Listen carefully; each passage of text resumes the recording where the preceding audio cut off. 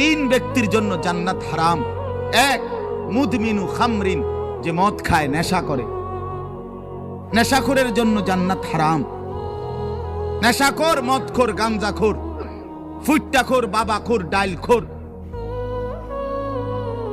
এ জান্নাত তার জন্য হারাম।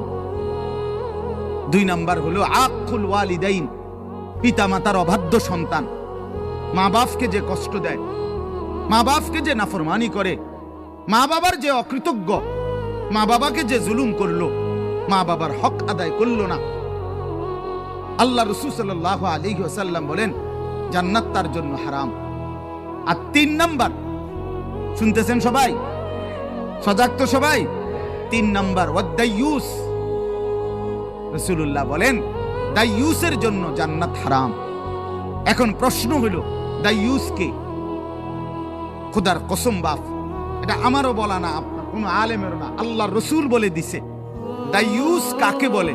রাসূল বলছে ওয়াদাইয়ুস আল্লাযী ইউকিররু আহলাহু আল খুবুস।